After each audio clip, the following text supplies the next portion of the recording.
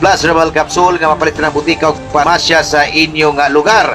Sa itong balitang lokal, sikop sa kapulisan ang usa ka lalaki nga nasakpan sa akto nga namaligya kunig illegal nga droga mo ang shabu sa niaging hapon November 23 ning tuiga. Ang giaresto nga sospitsado nilang Ryan, 29 anyos, ulitaw og nagpuyo kini sa Barangay 3, Tanay City, Negros Oriental. Matod pa sa report sa kapulisan sa Dakbayan sa Tanay na ang elemento sa Philippine Drug Enforcement Agency Region 7 sa Negros Oriental sa Provincial Police Office ang gipuluhan ni OI SEC 2 Alfred Cadilig, ubos usab sa pagmando ni Investigative Agent Elmer T. Ibuna, kauban ang pulisan sa Dakbayan sa Tanay nga gipanguluhan ni Police Staff Master Sergeant Dickmar I. Gornes. Inubaran usab kini sa personay sa City Drug Enforcement Agency nga direkta sa pagbando sa hepe nga si Police Major Joel Muhammad El Hamere sa Tanay Police Station. Ang mipigayon kini sila nga bypass operation sa Barangay 9 sakop sa syudad mga alas 5:10 ang takna sa Kapunon. Ang sospitsado ang napalitan kini siya sa gituang shabu sa nagpakaringing nun nga police pusher buyer gamit ang 1,000 ka pesos nga mark money nga miresulta siya pagkasikop. Ang sospitsado nga laga Ryan nakuhaan kini usa ka dako nga plastic sachet nga gibulutan og masking tape nga adunay gituang shabu. Duha ka buok pakiting nga sachet nga adunay gituoan nga sulod usab nga shabu. Usa ka libo nga salapi nga gamit sa pagpalit sa droga mo ang gitawag og bundled money.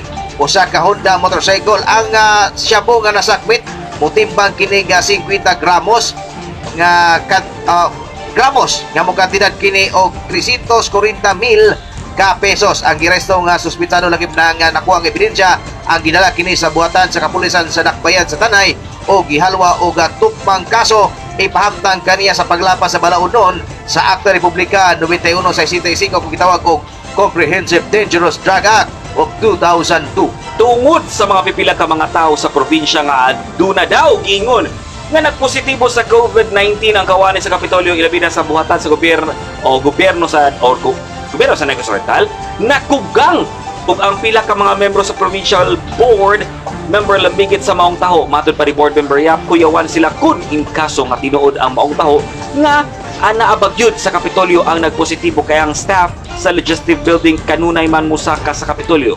Ato paminawon ang pamulong ni board member Yap. There are two positives again from the office of the governor. Wala pa may official They didn't confirm yet. wala sila mo confirm, but I think everybody here already scared. Handlock na mga personal na mo dire. Kay dagan biya kayo naghatod og payroll dito for signing hapitan ng opisina. So everybody is exposed. Kaya kanaka ba yung na positive na una na yung makasulog gawa sa opisina ng gobernador. So gani ako among gibitaron si Eddie Reyes atong provincial accountant. Wala mo attend kay during the local finance committee, expose mo sila. So, gilifa na lang na mo ang 43 million nga ilang ipa-revert sa general fund ang maong kwarta. Kaya request mo sila open og trust account mo. Accounts payable, di na madiretso ni mo open og trust account. So, nana po sila ilang i-request nga ibutang sa general fund, revert sa general fund. Si board member Valente Titing Yap.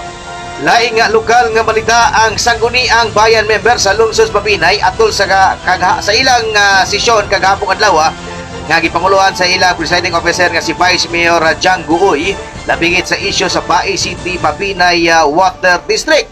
Dagong oras ilang nga gigahin nga sa pagtuki niini nga gisukit usab ni Honorable Garces. Sa kinatibukan ani ang pamahayag kung pagkitabo sa maong sesyon kagahapong adlaw. No? Because it seems that what you're doing warag ilan ang niharas ang ato nga water district, no? So very clear mo guna. There is this memorandum order from the DLG na dili na mo interfere ang ato nga mga politiko when it comes to management, when it comes to operation sa water district, no? Napo tayo provision sa balaod. Like for example nga gi-invoke nato kaning PD 198, especially section 6. Nga giingon dito mo na source sa authority sa water district, no? Once it is formed, no, mawala na ang control, mawala na ang supervision sa lungsod sa Mabinay in favor sa ato nga water district. In other words, peacefully mo function ang water district without the interference sa ato nga mga politiko, no? So that I was told sa water district nga sila nang gi-prepare ang kaso, no, against these individuals or mga politiko nga ga-apil-apil, no, gaharas sa ato nga operation sa water district. Nalipay man ganitas lungsod sa Mabinay nga we have this water district, no, kay mandate ko nis balaod atong basihan kaning water district, mandated sila by law nga mo provide og potable and sufficient water supply sa ato mga lungsod, sa ato nga mga syudad, even sa ato nga probinsya, no. Ang ilahabang god nga gi-issue Mayo nga nganong wala kuno gipa lukat og permit ang water district, so that mo ato ang issue ganina sa atong discussion, no, so that atong gi presentar kaganina ang kaso sa Bais, no.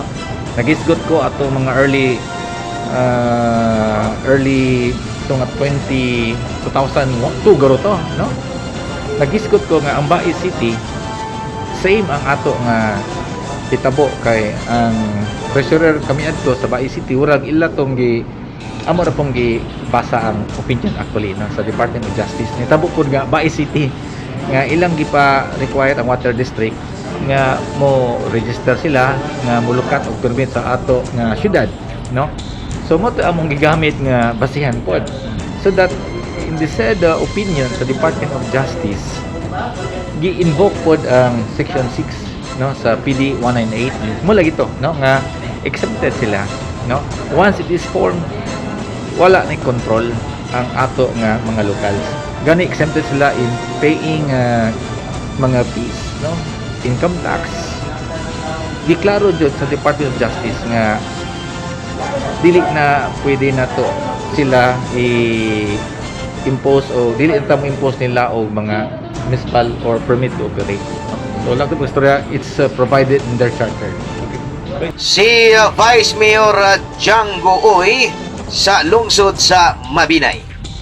Samtang sa laing bahin, laing lokal nga balita tungod sa kontrobersiya lambigit sa pag-home quarantine sa duha ka nagpositibo sa COVID-19 sa Barangay Ubugon, sakop din ng siyudad sa Tanhay, si Barangay Kapitan Tito Radan mibutiyag nga katungod usab sa pasyente nga mag-quarantine una o pipila ka adlaw una ibalhin sa isolation facility atong paminawon ang pamahayag ni Kapitan Radan. Anong i-home quarantine o sa man katungod nila or aprobado na ni sa IATF? Kana mo request ka o kuan ng home quarantine, kuanon pa na nila ni doktor kanang nagtinugyanan sa DOH, ila pa ng lantaw ng balay nga ilang puyan, wala ba'y silingan, dili ba delikado sa area nga kanang butangan nila, gialat ba na ilang kabuta kanang balay nga walay laing kapuyo, mo nay kuan dia mo nay required nga pwede sila ma home quarantine. Unya ang home quarantine diferensya na sa ang ato dito sa city, kay ang sa city man gud ingon ani og tuwa ka sa atong facilities dito sa syudad nato, kuan man gud ng libre mong gutanan, pareho ang pamahaw, paniudto, panyapon, kompleto yun na siya tanan, wala yun ay problema. Kay ilabi na pod nga si Mayor Ricon tako pong suportar kabayan anang atong mga gagipang quarantine. Pero ang problema ani kining nagpa home quarantine, ila yun ang tanang gasto. Bukuan kag security, pareho ang tanod, imo yun ang tagaan pa inungdan ng tanod, kanang pagkaon ikaw di mahto dito, dili jud pareho nga og tuwa ka sa facilities dito sa atong syudad, abunda jud ka og suportar sa pagkaon. Si Kapitan Radan sa Ubugon.